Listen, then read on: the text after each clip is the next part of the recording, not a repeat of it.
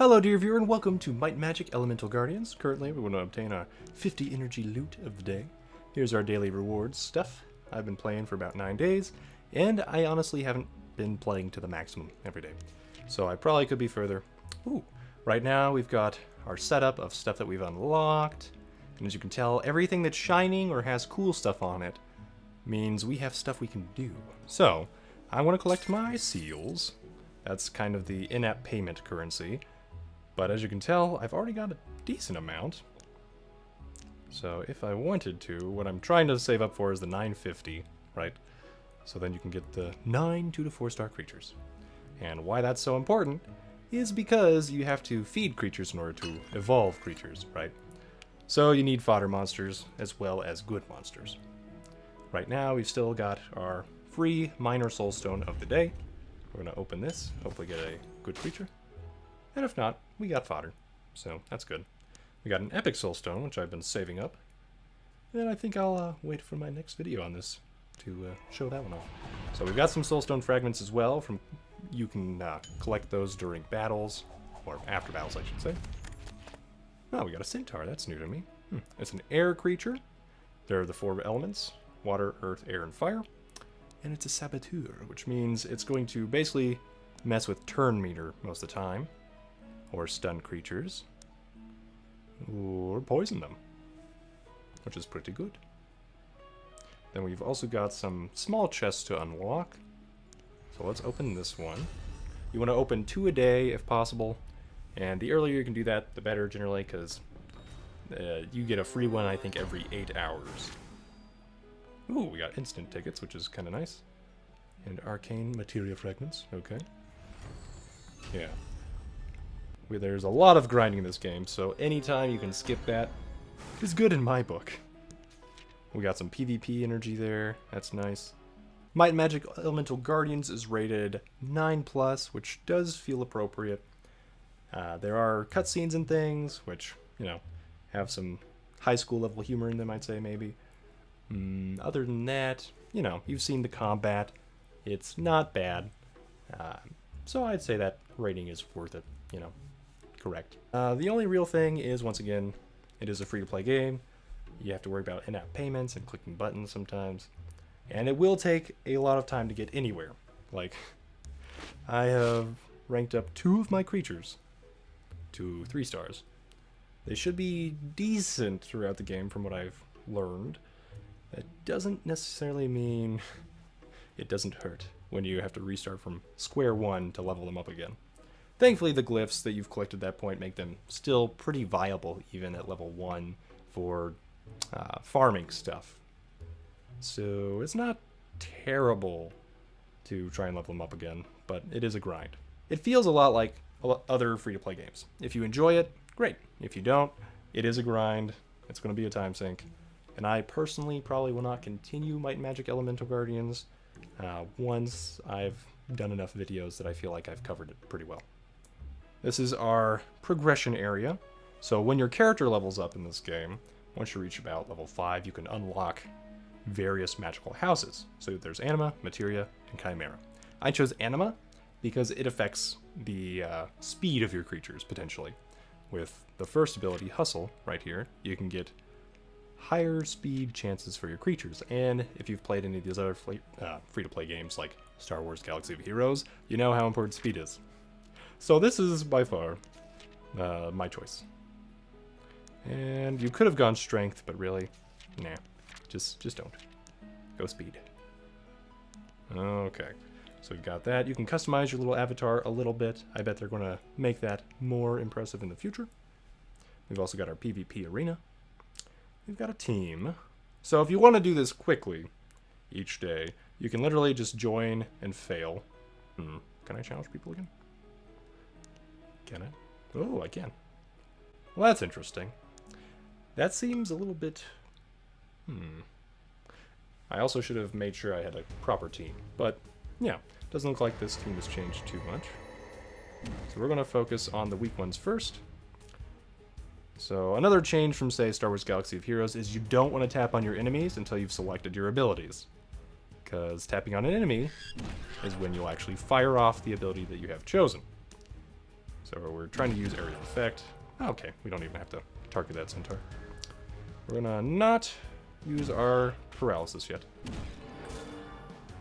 because I want to save that for later. We are going to use our taunt on the stone guard. And as you can tell, my guys all seem to have a decent amount of health other than my red dude. That's because I tried to give him some strength glyphs. So, let's empower our stone guard. Nah, order bolt. Okay. And the healer's healing him, which is good because he doesn't have as much health as the other dude. So he's actually getting less healing done. And we can just auto. Now auto, whenever you take out a creature with auto, it completely resets. So they will not just target another random single enemy, they'll target anything that the AI dictates. So you have to keep reselecting auto if you want to do things quickly and target a single enemy. Okay, so we beat that person. Feels like we're just kind of stealing their points, though. I bet if we rank up beyond them, it won't let us target them, which makes sense. And, once again, if we just want to do a random battle... Oh, look, this person completely outclasses me. Well, we're going to just start and see what happens. And forfeit. Exit. Yes. And if I do that again, then I can collect my daily mission. So I'll probably just do that. Why not? I don't like picking on people, even if it makes sense from a logical perspective and blah blah blah. We'll just exit again. Like. Okay. So we've got our daily mission.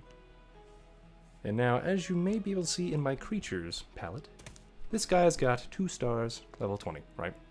Well, if I rank him up by upgrading, he'll reset to level 1 at rank 3, but then he can get a maximum level of 25.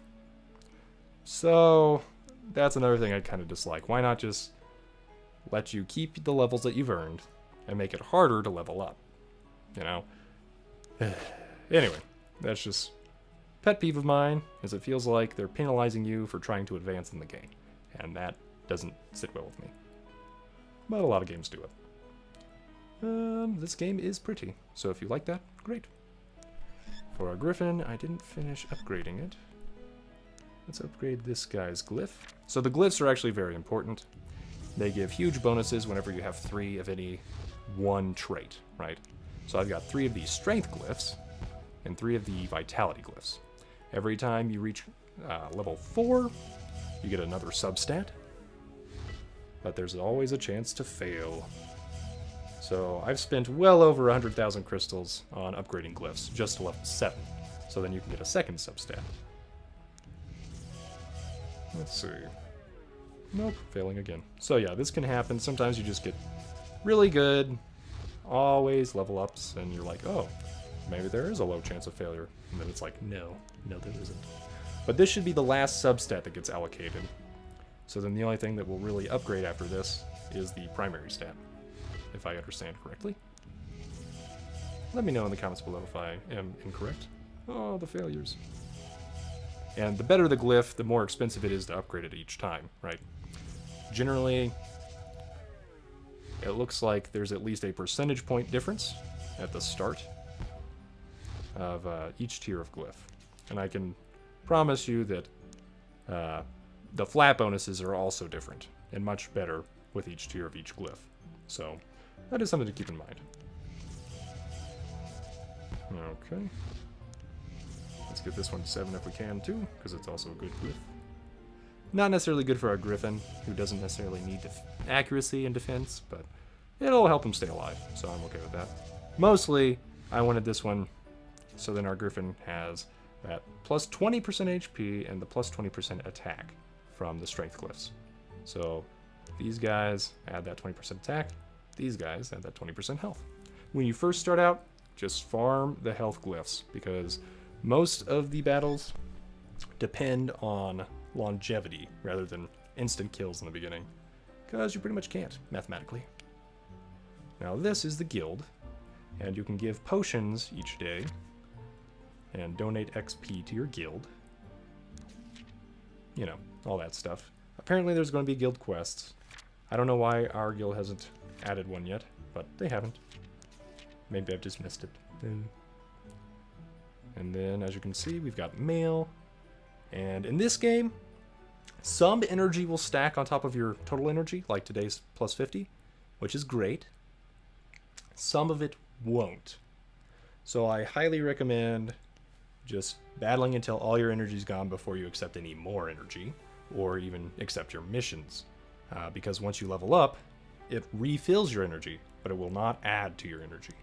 So let's see if I can level up and show you what I mean. We'll get that. Okay, level 14. Energy has been refilled, right? Oh, it's still 112. So it didn't add an extra 54 onto that. And honestly, they give you so many free things of energy that I don't blame them for that decision. But it does mean if you're trying to, you know, make as much as you can happen as fast as you can, or efficiently level or anything like that, then you're going to be playing this game a lot and want to auto in the background. Okay, our Dragon Mist Islands are where we get our various materials for evolving. There's the Tower of Houses, which also gives you stuff. And XP. The Glyph Dungeon, which I still am not strong enough for, apparently. And there are the 3 different types with various glyphs possible of dropping, it looks like.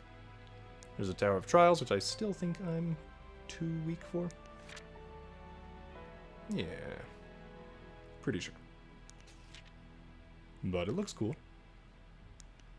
So yeah, once again, I haven't been playing like super hardcore. Maybe an hour a day, maybe 2 for 9 days. And yeah, I'm at the World Tree Mountain. As you can see, each level lets you know what shape of glyph you can get. What creature is possible to drop, though honestly, you're pretty much going to get the minor fragments, I think, for that creature. I think that's how it works because I've never seen a full creature drop after hours of grinding. So, I think you get the fragments for that creature, and depending on how things work out, you can unlock them once again at the summoning stones. So, yeah. Let's play a level. I think we're possibly decent enough for this now. Let's check what our enemies will be. Level 18s, but your glyphs help immensely, so don't neglect your glyphs. Okay, we've got a couple fires and things, so they're pretty well spread out until the last wave, where they're all earth, which has an advantage over air, which just my stone guard is air right now. My healer, the nymph, is also air, but we've done okay with previous levels with this team, so let's start and hope they don't kill my griffin, who is going to be super essential in that last battle. So as long as the AI is dumb, we're fine. Okay, so we're going to target the weakest things first. I'm going to go ahead and auto because he uses his area of effect regardless. So the AI is decent in this game, which is really nice. We're going to actually target this guy because he's lower health right now. Okay. Take him down, yeah. Okay. And yeah, so your summoner has his own attacking ability. You may have noticed that in the PvP. May not have. He'll only use it when there are more enemies left than one during the normal waves, or at the end of the wave he'll just use it whenever it charges, which is pretty smart, right? He saves it for the best time, or when there's literally no future for it other than the boss monster, he'll attack the boss monster. So I really like that about the game. It doesn't feel like it penalizes you for doing auto too much, because you will need to auto a lot of stuff until you collect enough instant tickets, which will be a while.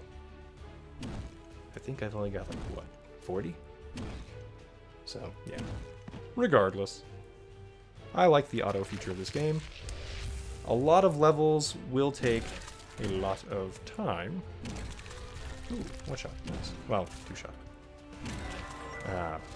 Just based on how you stat your characters out, what level they're at, how much your enemy's healing. So it is nice that there's no timer on finishing levels. You can really be strategic and figure out how to approach this thing the best way you can. You don't have to just auto everything and rush to the end. And actually, we're going to take out the boss next. It's got less health. Okay. So overall, Might and Magic Elemental Guardians, well made.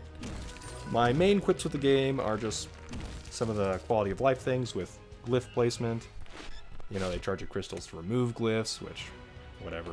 It's not a huge debuff.